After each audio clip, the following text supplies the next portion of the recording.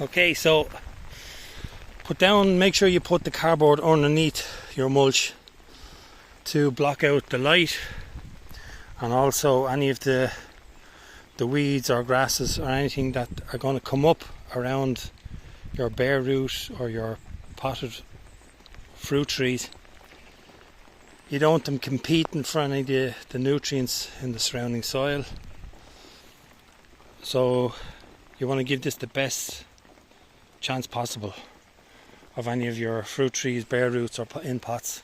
So these went down during the winter only recently there because they weren't in pots, they're bare roots. All the nourishment has been dug in and blended up in the local soil. This is where I did have the vegetable garden several years ago, all around here. So like tons of farmer manure went in. If you're planning out your garden, another thing to do is these are sticks. These are not actually trees that are growing. These are paulownia sticks that are just shoved into the ground.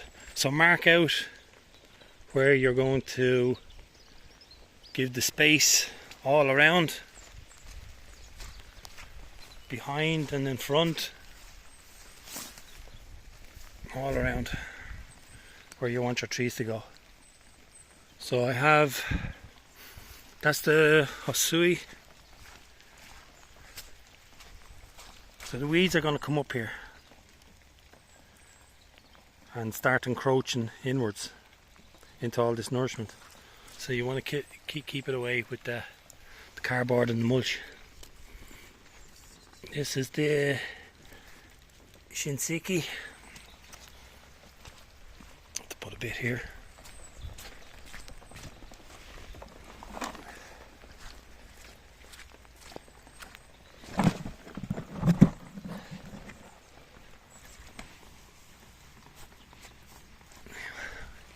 I have to put the sticks in now so the dogs don't trespass into the area.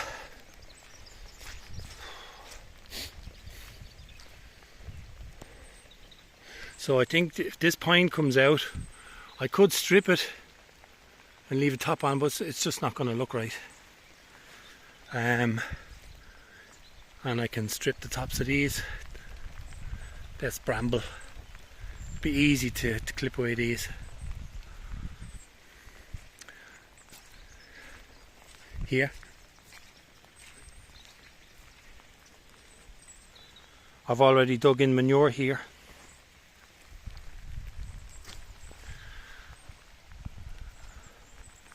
So we'll be putting in pawpaws. I might put one here. I'll top that and that. Take that out. That's going to be great bark mulch.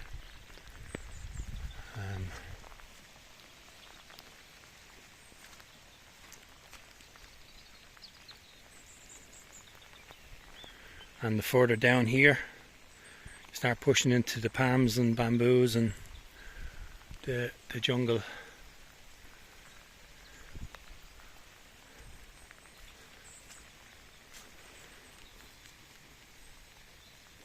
It's the Fuji.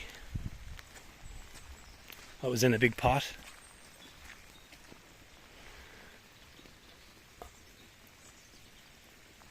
Stanley.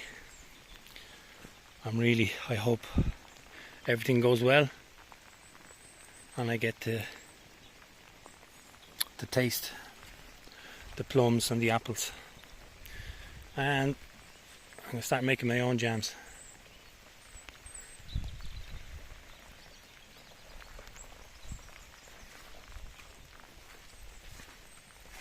The covers are all still on the dry bed and some of the cerifera palms. Keep the worst of the rain off.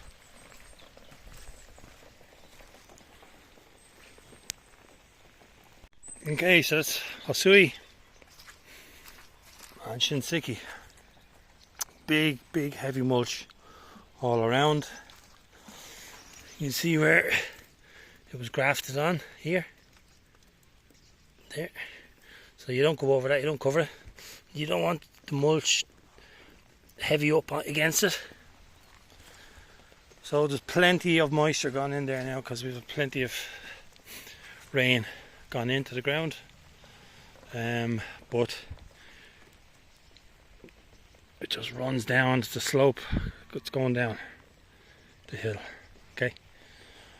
So tomorrow I'll probably come out and do the Stanley plum and the Fiji apple tree. So you can see already the weeds. It's the middle of winter, even though it's really mild, all this fresh stuff,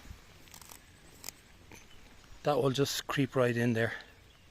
So I'll bring the cardboard out here, around, nice wide space, kill it off, and need a bit of tidying up here.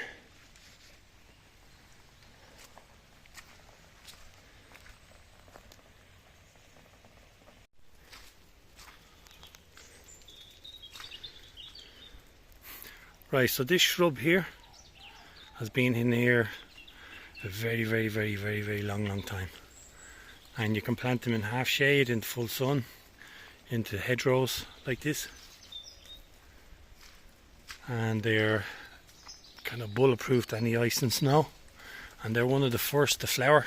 But I've been chopping this back for years because I've the rose garden in the front. And here's some of the, I think these are the new leaves coming out, but they're starting to flower as well.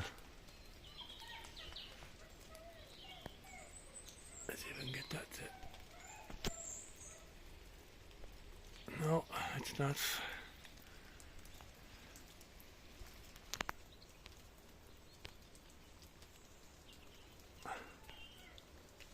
No.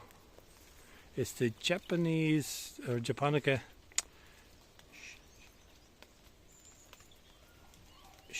I can't think of the name of it. It's the Quince.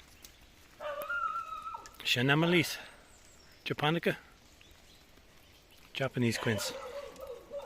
It's probably all over Asia. But one of the years it produced beautiful fruit. Big fruit. And it was kind of like orange and pink, different colours, green, yellow, running through them, and it's completely 100% astringent. So I never actually took any notice on it. But this spring I'm going to go in and I'm going to cut out, there's more flowers there. I'm going to cut out all the dead wood and bring it back on. I won't be chopping it back this year. I want to see if I can get fruit on it, because I was planning on putting the quince into the citrus project, but I won't have to because this is already here and I know it produces fruit. I don't know if they produce every year or every second year, but definitely a nice big apple-sized fruit, and you can use them for cooking and baking and all that kind of stuff. What's Max looking at? Max is starting to feel like his old self. His appetite is back. The girls are coming out of the heat. And actually, this is actually one of, up against this wall. This is basically, for me, the top of the hill. And this just runs all the way down to the end of the wood. And I found that the bed here, all along the wall, is absolutely bone dry. It actually cracks with fissures, you know, the soil cracks, it can be so dry.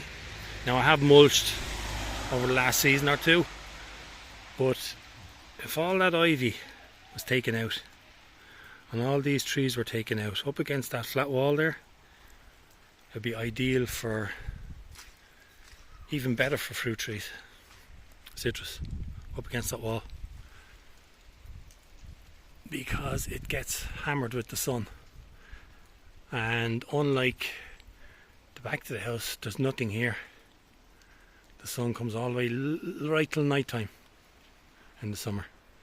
It gets hammered. But I'm not going to do that. I'm not going to take it. Now I could take that out, put one here. I could trim that off here. Put one here. Maybe one here. That's not on the plans anyway. I'm just putting the peanuts up for the birds. Feed your birds if you can. Give them the peanuts. It's got protein and fat. It's great food for the winter.